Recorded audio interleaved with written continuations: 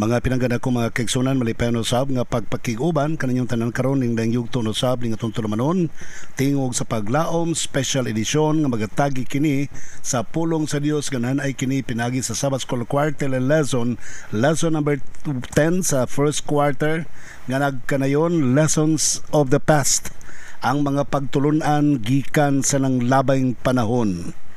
Sa atong mga kapamilyag kaigsuonan, salamat kay kaninyo sa walay undan ninyong pagsubaybay sa tuang broadcast dinhi sa radyo. Ang ginong panalangin kaninyo usbon ko pagpahibalo kaninyo nga karong adlaw igpapahulay kauban ko ninyo dinhi sa LCMBN Studio YouTube channel Vimeo dinhi sa Balutakay, Digo City alang sa tuang special Sabbath Fellowship. Salamat kayo mga kapamilya, ang Ginoo magapanalangin kaninyong tanan, ang Dios magauban og magahatag og dugang kaligon og kadasig sa tanan nato mga kaigsunan og kahigalaan nga walay undang nagsubaybay nagsuporta ni atong tulumanon dinhi sa radyo. Sa ato mga GDL con group discussion leaders, mga Sabbath School class teachers, salamat kay kaninyong tanan og sa tanang mga Sabbath School class members og sa tanang magdumala sa Sabbath School classes department sa tanan tibuok kalibutan nga nagsaulog sa adlawng igpapahulay. Nagpasalamat sa Dios. Salamat usab sa matag usa kaninyo nga ang Dios wala magabiya kaninyo, wala pasalamat usab nato sa Dios nga ang Dios wala magabiya kanato og kanunay siyang nagauban sa tibuok semana og may hinungdan nining adlawng igpapahulay. Mapasalamaton kita nga magkig alayon sa pagdaig sa ato ang Ginoo nining adlawng igpapahulay. Sa pagpadayon mga pinangga kong kaigsunan, akong ipabati kaninyong tanan, ipabalo kaninyo nga ang atong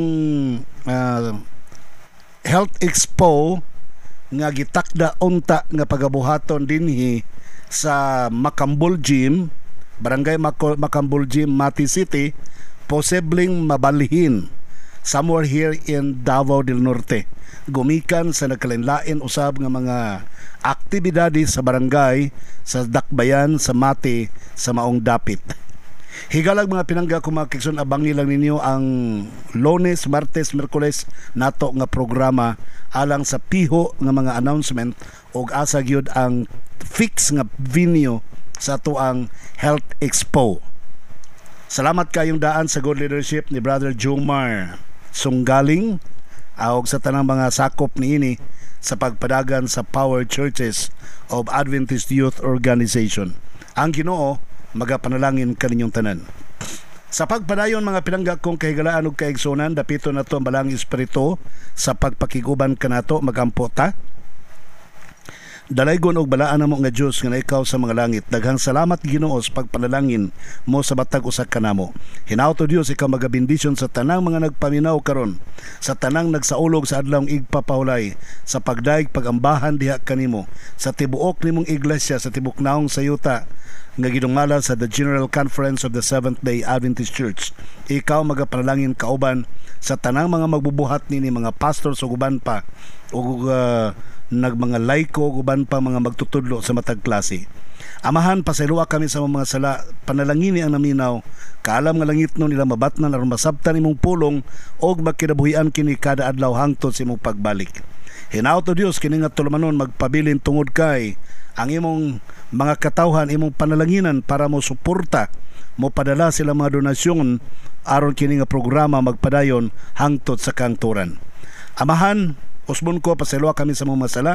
Salamat sa pagtubag mo sa mga mapagampo kining tanan among gitugyan kanimo gilauman nga madawat pinagi sa ngalan ni Hesukristo nga among maluluwas. Amen. Okay mga pinangga ko mga kaigsunan, ang atong pagatun-an karon mao kining gitawag og lessons of the past, ang mga pagtulunan sa nanglabayng panahon. Sa Salmo 78 versikulo 3 o 4 sa New King James Version mao ang ato ang memory text nga nagkanayon, which we have heard and known, and our fathers have told us. We will not hide them from our children, telling them to the generation to come to the praises of the Lord and His strength and His wonderful works that He has done. Matod pa, mao kini ang atong nadunggan og nasayran gikan sa atong unang mga ginikanan nga ilang gisulti kanato. Dili nato kini taguan gikan sa atong mga anak. Ato kini isulti ngadto sa ilang mga kaliwatan aron sila makakabot sa pagdaig sa atong Ginoo o makakabot sa iyang kusog o sa katingalahang buhat nga iyang gihimo kaniadto ug hangtod karon. Ang punto sa atong lesson mga pinangga kong mga kaigsunan, naghisgot ang salmista og mga historical psalms, mga alawiton nga may kalambigitan sa nang labayng mga panahon. Ang tuyo mga higala dili kay just to master the history, apan kini nga mga events of the history sa katawhan sa Israel, especially nga nakafocus sa pamaagi nga ang Dios nagauban kanila gikan sa pagpagula kanila gikan sa Ehipto, nagagiya kanila ngadto sa wilderness, nagpatabok kanila ngadto sa mapulang dagat, nagpakaon kanila sa kamingawan ug hangtod nakaabot sila sa yuta sa saad. Dili ni kay mga epic stories lang mga higalab, kundi pulos katinuoran nga mga pagpanghitabo nga ang mga katawhan kaniadto, yes, nagrebelde sila despite that God has blessed them. God was with them. Ang Dios nagapanalangin kanila, ang Dios nagauban kanila, but still these people rebelled against God. But God forgave them time after time. Naapil dito sa Psalms chapter 78 nga ang Dios matag karon og unya sa panahon silang pagpakasala nagapasaylo kanila. Og kanunay ang Dios nagahimo og pabor sa alang sa ilang kaayuhan. Despite silang pagrebellion mga higala, pagrebelde, ang Dios naghimo kanilang kinabuhi, naghimo sa ilang kinabuhi nga layo sa peligro hangtod nakaabot sila ngadto sa yuta sa Kanaan. Oo, dunay mga nangamatay along the way. Oo, dunay gipangpatay along the way. Oo, dunay gipangtugyan along the way. Tungod silang mga kasaypanan, tungod silang mga pagrebellion against God. Pero ang kinatibuk-an mga kaigsunan, gisave sa Ginoo para makakabot sa yuta sa Kanaan. Ang kasaysayan niini nga mga katawhan sa Dios nagaladlad sa atong kapanahonan nga walay saad ang Dios mga higala nga dili niya pagatumanon. Tanang mga saad sa Dios nga iyang giluwat diha sa iyang pulong, dili mahitabo nga walay bisag usa niya na nga dili matuman. Everything must be fulfilled. Matag usa niya na kinahanglan matuman. Lakip na ang mga langitnon nga mga saad sa presente natong kapanahonan karon sa matag usa kanimog kanako nga mga saad. We need to study of what had happened in the past kay aron mabutang po natong atong sarili nga wow, I would have been part of the past record of the Bible as if I was there. O kana nga mga promises sa Ginoo ngadto kanila, kana nga mga pagbadlong sa Ginoo ngadto kanila, akong dawaton sa akong kapanahonan karon aron ako magayran. And that will be my lessons in the past. Sumala sa na-record. So, kini nga pagtulunan nga tong makuha gikan sa mga katawhan nga nagbaklay paingon sa Kanaan ug unsay kinatibuk-an nga atong nakit-an sa ilang kasaypanan ug giunsa sila pagbadlong, giunsa sila pagmaymay, giunsa sila pag-guide, giunsa sila pag-provide sa atong Ginoo, giunsa sila pagpakaon, pagpainom hangtod nakaabot sila sa yuta sa saad. The same thing in our journey to the kingdom of heaven, to the heavenly Canaan. Ang Dios mga higala nagapabarog kanimo og usa ka gingharian nga diin puno sa hustisya, kalinaw o kana gitawag mao ang bag-ong langit o bag-ong yuta. Higalag mga pinangga ko mga kaigsunan, alang sa atong pagtuon, atong mahisgutan dinhi karon kining gitawag og rebellion of the people. Psalms chapter 78. Ubos niya na masabtan natog unsay gibuhat sa Ginoo ngadto kanila. Psalms 105. Sa Psalms 106, ato po masabtan ang mga katawhan sa ilang paghinulsol. Then Psalms 80, ang Dios misidlak sa ilang atubangan. Human sila na hinulsol. Psalms 135, ang Dios mo'y Ginoo sa kasaysayan. God is the God of the history according to the Bible. Now, let's start mga kaigsunan. People's rebellion. Ang rebellion, ang pagbarog sa mga katawhan sa Dios. Matod pa dinhi But they continued to sin against him, rebelling in the wilderness against the Most High. Psalm 78 verse 17. Sila nagpadayon sa ilang pagpakasala batok sa Dios. Nagmisukol sila. Samtang dito sila sa kamingawan batok sa labawng makagagahom. Dito sa wilderness mga higala, ilang gitsulayan ang Dios kung makaprovide magpagkaon. God provided them food in the form of bread, manna. Ilang gisulayan ang Dios kung mo-provide ba og tubig. Di ang Dios may provide kanila og tubig gikan sa bato mga higala nga nag-agas og nahimong ilimnon kanila. Ilang gisulayan kung ang Dios mo provide ba kanila og karne, sama sa karne ilang gikaon dito sa Ehipto. Gibuan sila sa Ginoo og daghan kaayong mga quail kon buntog nga ilang pagkakanon. Pero ang problema lang kay tungod sa ilang kahangol wa na nila lutua, ilang nagipangkit-kit diretso. So diha palang gani silang baba ang karne na suko ng Ginoo. Gipangtonglo na sila sa kalagot sa Ginoo. Sa man mga tawhanan ni nga tagaag chance nga makakaon og karne kay lagi kuno gimingaw sila karne. Naunsa naman Hinoong gikit-kit naman bisag ilaw. Sometimes man God. Sometimes ang Ginoo di kay sometimes many times. Ang Ginoo nagtudlo na tog pagkaon. Sumala pa sa Henesis Kapitulo 1, 28, 29, nga kinahanglan ng atong pagkaon, grains, fruits, nuts, and vegetables. So, gipadako sa Ginoo ang pagkaon og mga gulayon, prutas o guban pa. Daghan mga ilhanan nga atong masabtan nga ang tao gibuhat sa Dios aron ang iyang kaonon mga gulay, mga prutas, lagotmon og mga grains. Pero sa dinha nga ang tao human sa lunop gialaw sa Ginoong mukaon og karne, wa na gyud ni biya hangtod karon. The Lord sometimes will allow kay nakasabot siya nga need, kasabot siyang kinahanglanon. Pero ang say gibuhat sa tao, nagpabili na gyud ang tao nga nagakaon og karne og di na gyud moundang kun dunay magwali nga dili ipakaon ng karne ihulog sa iglesia. Kay kuno reformada. So mo na problema karon. Ikaduha, ang iyang alagad nga si Ellen White nagakampanya og vegetarianism. Pero seldom matud pa ni Ellen G. White mukaon siya isda. Seldom mukaon siya karne sa Ellen White. Unsay gihimo sa mga tao, ang seldom gihimo nilang always. Di ba? In other words, God would like to say nga dili sala makaon og karne. Kay gani gi-provide ni gani niyang mga tao sa Israel dito sa wilderness. Ang sala lang ang pag-abuso. Ang atong mga dietitians, mga doctors, mga dietitians, kung mukaon daw ta og karne, matod pa nila kanang gamay lang murag usalang kahiwa nga murag pare kadak-a sa posporo.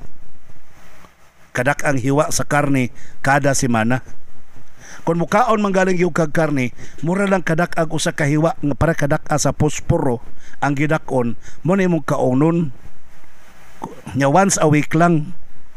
Ang gihimo tagsa ka kilo. Ang gihimo ang sabaw basta lagi. So nakit-an nimo mga kaigsoon og unsa ang tao ka rebellious. Katong ilahang pagkaon sa mga tukmo, pagkaon sa mga buntog, katong makataon sa Israel nga nikaon sa mga buntog nga way luto-luto, that was their show of rebellion against God. Ilang gipakita sa Dios mga kaigsoon ilang kalagot nga nganong karon pa man ka naghatag og karne nga dugay namin nagandoy ini gikaon nila nga mga hilaw mga higala. That is an act of rebellion. Kanang pagkaon ni mugdaghang karne, lesson in the past, lesson in the past. Kanang pagkaon ni mugdaghang karne today, that is also considered to be an act of rebellion. Apil po na sa rebellion mga kaigsonan. So mo ni nagakahitabo ni adtong panahon na. Gikan sa hanay sa laray ni David ngadto si kang Asap nga napili mga higala gikan sa linya sa mga Lebihanon isip choir director. Siya ug ang iyang mga anak mga propeta pod. Nagkumpos sila og mga awit, si David, si Asap ug ang mga anak ni Asap nga mga Levites naghimog mga alawiton sumala sa 1 Korinto 25:1. Si Asap iyang gibalik ngadto sa kasaysayan gikan sa Exodus ngadto sa panahon ni David sa tuyo nga tudluan ta sa mga importanteng leksyon nga nagakahitabo kaniadto. Sama pananglitan 78 verses 1 to 8 ang tuyo gyud sa Salmo mga higala niining pagkasulata para kanato mahinumdum ta kung giunsa sa Dios paggiya ang mga katawhan nga ang Dios angayan siya sa atong pagday. Dapat atong tudluan ang atong mga kaanakan nga dili sila mo rebelde sama sa atong mga katigwangan dito sa kamingawan. Ikaduha, sa Salmo 78:9-54, ang Dios nagpadala og hampak sa Ehipto. Gitunga niya ang dagat nga mapula. Iyang gigayran, gigiyahan ang mga katawhan sa Israel pinaagi sa panganod panahon maadlaw ug iyang gisugaan sa kalayo pinaagi o sa panahon sa gabi. Og naghatag siya tubig sa mga katawhan sa Israel pinaagi niadtong dakong bato. Pero ang mga tao di gihapon mutuo nga naay Dios nga nagiya kanila. Nga ang Dios ilang gi-challenge taga-imig bread, taga-anyag mana, taga-imig tubig, taga-anyag tubig, taga-imig karne. Mao na to. Bisan sa ilang pagka-rebelde, wala sila laglaga sa Dios, sila tanan gi-providean sila sa ilang gikinahanglan. Remember, God loves you. He's going to provide you. Bisan pag magrebelde pa ka, God will provide you. Pero wala magpasabot nga you are going to rebel against God in order for God to provide you. Provider yan yung nagrebelde mga katawhan sa Israel. Ako pa, ikaw pa nga dili magrebelde. You don't need to do that. Let's obey. Let's follow. Let's worship and praise God. Gipabarog sila sa katawhan, ang katawhan sa Israel gipabarog sa Dios ngadto sa Kanaan. That's number 3. Tungod kay gusto sa Dios nga mapakita niya sa tibuok naong sa palibot sa kanasuran nga siya nagauban sa makatawan, iyang gipapha ang mga nagmuyo dito sa Kanaan. Pero kabalo kasi gihimo sa mga tao bisag nakakita na sila nga kagamay-gamay nila nga grupo sa mga tao, kaya nilang gigubat ang mga tao sa Kanaan. But still they rebelled again. Nagrebelde na po sila sa Dios. Busa ang gihimo sa Dios mga kaigsunan, para motagam gitugyan sila sa Dios ngadto sa mga kamot sa ilang mga kaway. Remember ninyo basin ganyan katong di ba magubat sila maguna man tong arka. O katong arka na ilog sa mga Pilistiyanon. Gitugot sa Ginoo. So mo na nga sometimes magtuot nga okay ra ni magrebelde ta. Anyway, the Lord will forgive us. The Lord love us. The Lord will provide us. Bantay. Kay doon na po'y panahon nga bisan ang Dios na igugma kanimo, tungod siyang gugma nimo, itugyan kaniyas kadaotan para mahigmata. Diba? Sa katapusan, versikulo 65 to 62, ang Dios mutindog siya siyang mga katawhan. Matod pa, pinagi kang David. Ang mga katawhan nga wa gyud ma-organize bilang katawhan sa Dios. Panahon ni Saul na organize manung tato, pero nagkatag-katag na hinuon sila, wa nila magkadimao, pero ang Ginoo nagtapok kanila pag-usap. Iyang gipili si David gikan sa pagka shepherd, magbalantay sa karnero, ngadto sa pagka magbalantay sa mga katawhan sa Dios. Ang kanabitawng scepter o sa may sceptro man sa Bisaya sa kamot sa Juda, gipili ni Kristo Jesus si David nga maoy mulid sa katawhan sa Israel. Niadtong panahon na mga kaigsuonan, gituyo sa Dios nga didto ibutang sa Jerusalem ang kapital sa tibuok Israel.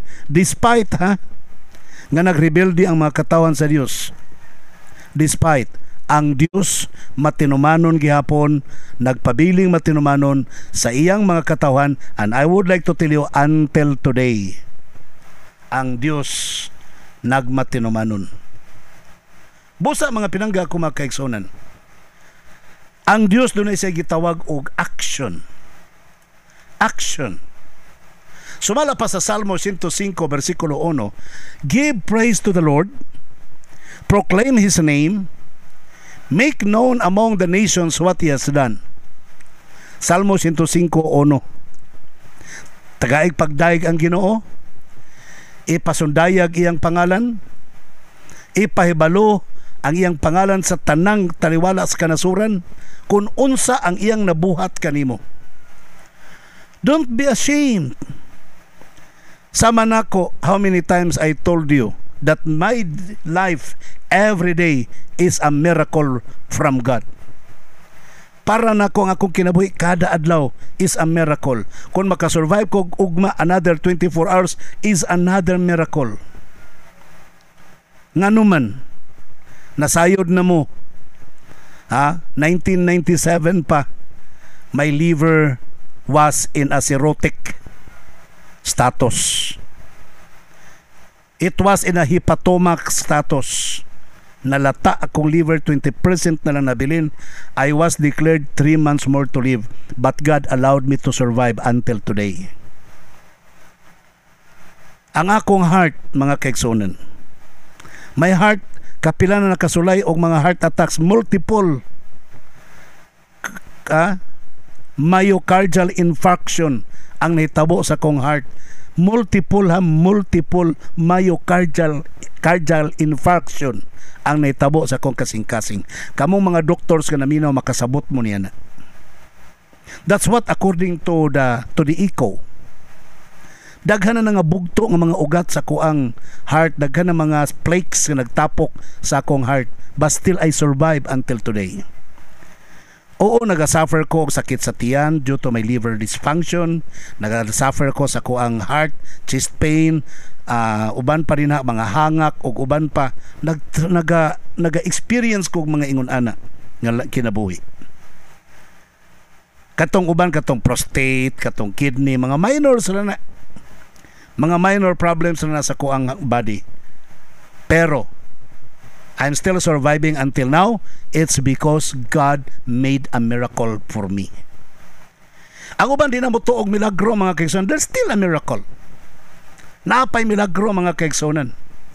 Despite sa to mga kasipyatan, kamalian, God will still provide and will use us to be a miracle in order to proclaim His name and to make His name, His wonders that He has done to us among the nations. Ato ipakita sa tanang mga katawhan kanasuran o kung siyang gibuhat kanato. Ang Salmo 105 mga higala wala mag-mention og mga kamalian human naman sa 78. Sa chapter 78 sa Salmo 105 wala na maghisgot og mga kasaypanan sa mga katawhan sa Dios. Ang gihisgutan ang mga milagro na nga gihimo sa Dios nga maoy nakapatuboy. Pinaagi may nagtuboy kang Abraham aron makapanunod sa Kanaan. Nga hangtod ang mga katawhan sa Israel nabihag didto sa Ehipto, gilukat na pod sa Dios gikan sa Ehipto ngadto na pod sa kamingawan aron ibalik ngadto sa Kanaan. That was a miracle. Si Pharaoh, si Paraon di man mosugot. Ang gihimo sa Ginoo, daghan gihampak ang Ehipto. Hanto nakasabot ang si Paraon nga ang gadag di malas dinhi sa tuang nasod kani makatawon si Israel si pagawsa na. That was a miracle. That was a miracle. So, ang miracle sukad pa sa unahang tud karon pagtabok sa mapulang dagat, that was a miracle. Nakasurvive sila pinaka 100 of years dito sa dito sa Kamingawan, that was a miracle. Hangto dito sa Kanaan, na possess nila, bisan mga dagko ang mga kaliwat ni anak nga naghari dito sa Kanaan, napildi nila mga higala. That was a miracle. Matag karon og unya, ikaw pod makadaog ka sa imong mga pagsulay, makadaog ka sa imong mga problema, that is a miracle. Hinumdumi lang ang kasaysayan, dunay tuyo ang Dios. Nganong gipa-record niya ang maong kasaysayan para kitang tanan mga kaigsunan ma-establish ang atong pagkaila sa Dios ug kinsa siya, ato siyang daygon mga kaigsunan, remembering the history, the story of the history. Verse 1 to 2, we will praise God and speak of His wonders. Daygon na to ang Dios, atong litukon ang mga nindot ng mga butang ngayang gibuhat sa atong kinabuhi. Verse 3, we will glory and be glad in God, atong himayaon o magmalipayon kita sa Dios. Verse 4, we will seek God, pangitaon na to ang Dios. Verses 5 and 7, we will be aware of God's judgment. Ops, kabantay mo. God will judge. Ayaw mo kabalaka kay kanang judgment sa Ginoo is for our sake, para na sa atong kaayuhan. It's not against us, but it is favorable to us. That's why we will keep the commandments. Verse 45. Sa panahon ni Abraham, mga kaigsoon, Abraham, Isaac, Jacob, naghimo siya covenant. Naghimo siya covenant, mga higala. Ang iyang covenant, iyang gipanalipdan iyang mga katawhan when they were weak, para ang iyang covenant maptuman ngadto kanila. Giluwas niyang katawhan sa Israel pinaagi sa panahon kan Joseph. Ka-remember mo? Ang ilang pagdumot kan Joseph, ilang gibaligya sa Ismaelite, gibaligya sa Ehipto, gihimo sa Ginoong panalangin. Doon na tayo mga wrong decisions, mga higala, but because God loves us. When we repent, those things shall become a blessing to us. Nahimong panalangin, mga hikiksunan.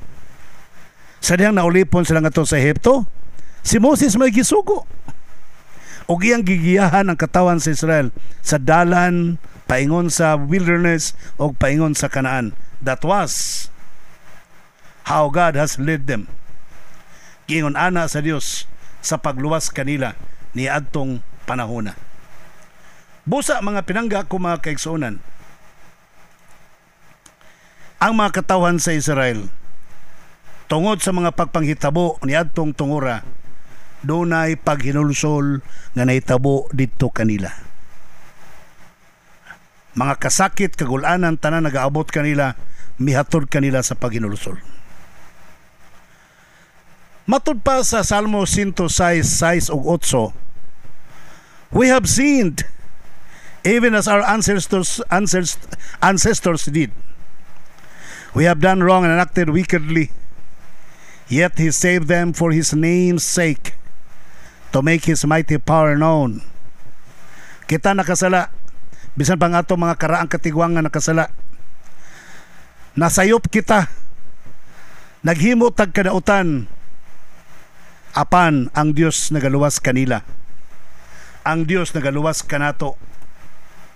Matod pa sa 106, chapter 106 sa Salmo, nga ang mga katawhan sa Israel nagpakasala man, pero gipasaylo sa Dios. May hinungdan nga giluwas sila sa Dios. Nga ang gahom sa Dios, ang gusto sa Dios, nganong iyang gipasaylo kato mga tawhana sa ilang mga paghinulsol, kay gusto niyang ipakita ang iyang gahom, ang iyang pagkamaluluyon ngadto sa tanang kanasuran. Ang kasaysayan sa Israel sa ilang pagpakasala o sa ilahang paghinulsol sama sa atuang kasaysayan usab sa atong kinabuhi sa matag usa kanato karon.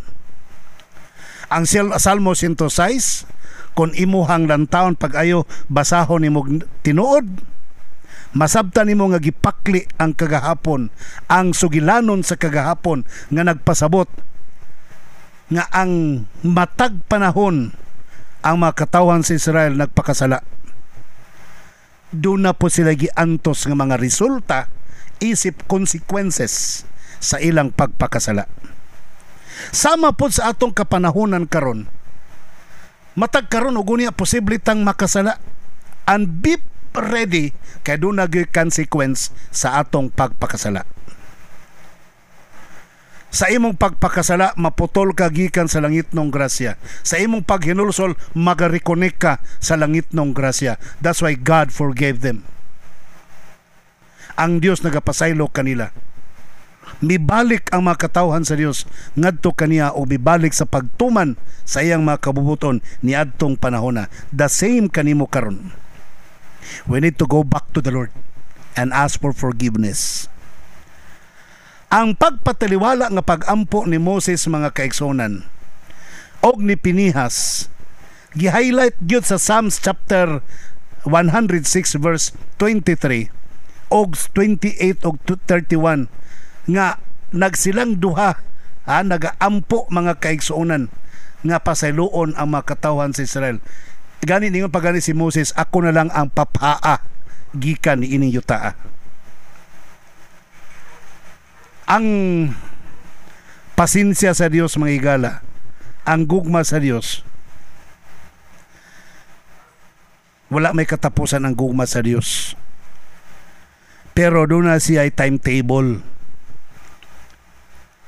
Kung asa taman ang makatawhan sa Israel, mupadayon gyud pag mo cross sa boundary, ang Dios mga kaigsuonan mohimo sa iyang standard of disciplinary action. May hinungdan nga gitugyan niya mga katawhan sa Israel. Actually, ang kining book of Psalms, kasagaran nasulat ni sila mga kaigsuonan. Nasulat sila sa panahon nga makatawhan sa Israel nakatibulaag tungod sa mga kalisdanan, problema o guban pa. Pero gi-emphasize sa Psalms 106 nga bisan pa sa captivity, bisan pa sa kalisdanan pa, bisan pa panahon sa kalautan, God showed mercy to them. Ang kasaysayan naghatag kanato og kaning pasalig nga pwede tang mangayo og pasaylo sa Ginoo at any time. At any time, wherever we are, naata pwede ta mga ipasaylo sa atong Ginoo. Gi-emphasize sa verses 47 and 48 sa Psalms 106 nga kining gugma sa Dios at any time atong i-avail, ihatag niya kini, madawat na to ang kaluwasan. Pero kung magbalik-balik sa pagpakasala, iyan na sa Ginoo nga desisyon para kanimo. Mura baglastiko mo inat, pero doon ay kinutuban, doon ay timetable.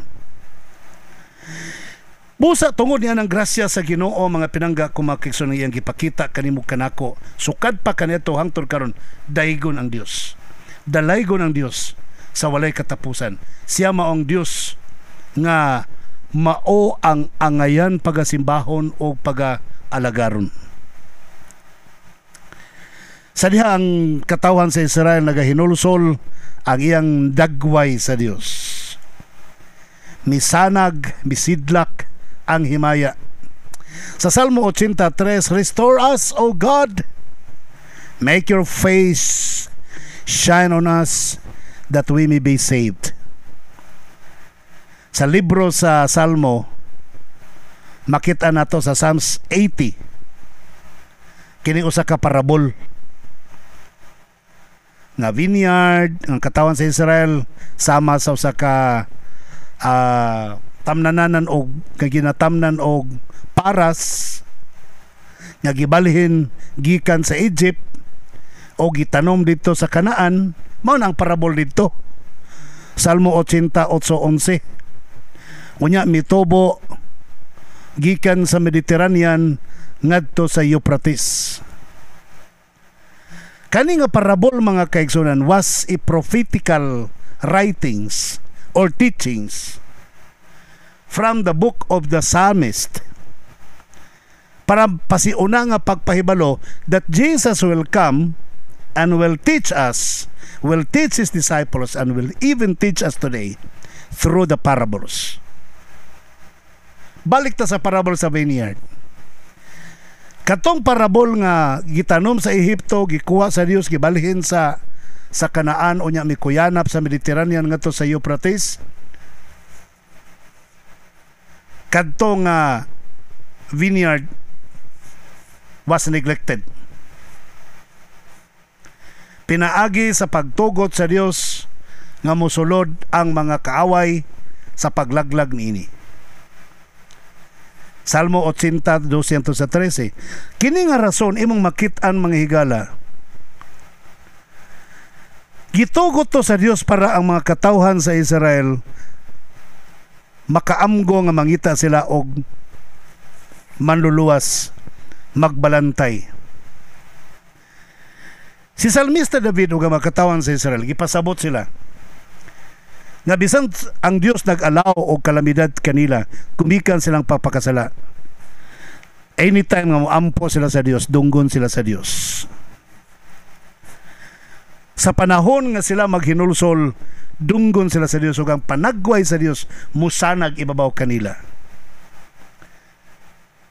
Kana bitawng musanag ang panagway sa Dios, unsay bot pasabot niya na? Ang dagway sa Dios musanag mga kaigsunan, bot pasabot ang iyang himaya, ang iyahang kaluoy mudanag kanato o maghatag kanato og kalinaw tungod kay napasaylong atong mga sala. Di ba? Now, finally, to make the conclusion, God is the God of history. Ang Dios mo, ang Dios sa kasaysayan.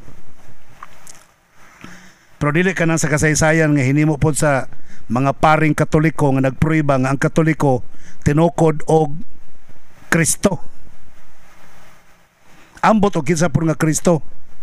Kaya ang Kristo nga nas Biblia Sabbath keeper man.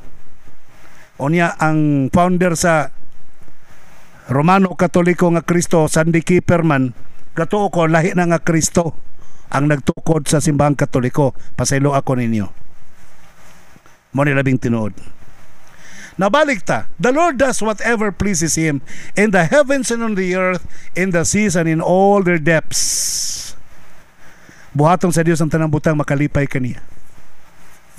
Sa langit ug sa yuta, sa dagat o sa tanan kahiladman ini, brethren, I would like to tell you, sa tanan nagahitabo sa kagahapon ug karon ug sa malabot, Salmo 135:1-5, God is worthy of praises because of His goodness and power. Giun sa pagpakita sa Dios ang iyang kagahom, ang iyang pagkamaayo, dalaygon siya niya na. Panahon sa creation, panahon sa Exodus, panahon sa dito sa Kanaan, kanang mga butanga, dalaygon ang Dios niya na. Tungod kay ang gahom sa Dios ay naglalang sa kalibutan,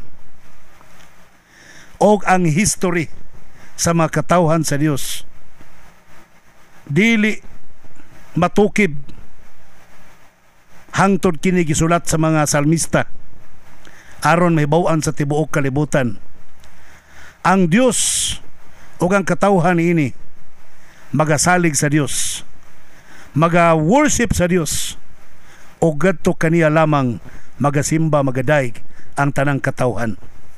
Isip atong maglalalang, isip atong manunubos, siya lamang ang takos nga pagasimbahon, siya lamang ang takos nga pag-alagaron, o gawas kaniya wala nay lain. Si Sister Ellen White sa Testimonies for the Church, Volume 6, page 364, matod pa, the dealings of God with His people should be often repeated. How frequently were the waymarks set up by the Lord in His dealings with ancient Israel, lest they should forget the history of the past. He commanded Moses to frame these events into song, that parents might teach them to their children. For His people in the generation, the Lord has wrought as a wonder working God. The past history of the cause of God needs to be often brought before the people, young and old. We need often to recount God's goodness and to praise Him for His wonderful works. Sa Bisaya pa mga igsoon, ang pag-atiman sa Dios sa iyang mga katawhan nagakasubli-subli sa atong kapanahonan karon.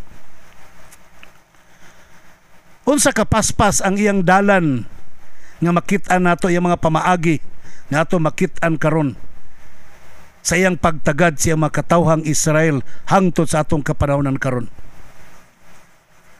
Basi baya malimot ta sa kasaysayan o giunsa sa Dios pagpakaon ang mga katawhan niya.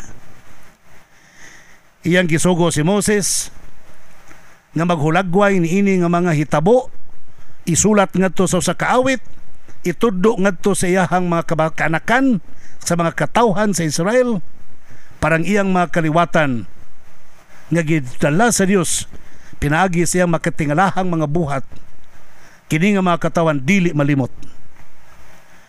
Ang nanglabay nga kasaysayan may naghimo sa Dios nga kinahanglan batan-on og tigulang luwason gyapon sa Dios sa atong kapanahonan karon. Kinahanglan atong sabton og atong tuhuan nga katong gahom sa Dios nga nag-uban sa iyang mga katawhan sa Israel kaniadto mao ra gyapon nga gahom nga magauban kanato karon. Kaya ang iyang pagkamaayo o ang pagdaig ngadto kaniya sa iyahang mga maayong buhat magapadayon nga atong pagahimuon hangtod karong mga panahona. Ang Ginoo magapanalangin kanimo kanako. Higala mga igsoon natin panahon usbon ko karong adlaw kauban ko ninyo dinhi sa LCMBN Studio YouTube channel Vimeo sa Balutakay, Digos City. So see you here mga kapamilya. Tunay na magkapamilya ay walang iwanan, no? Daghang tagisgutan karong adlaw ipapulay diri sa Balutakay, Digos. Salamat mga kaigsonan. Og usbon ko man gyud oras sa ngalan na lamang kanimo nga akong kapamilya o kan Jesus Christ. Nga mao atong great provider ako sa inyong kapamilya og nimong ulipon sa pagwali sa mga balita. Pastor Israel Villaver the first magayon kanimo malipayong adlaw igpapawlay.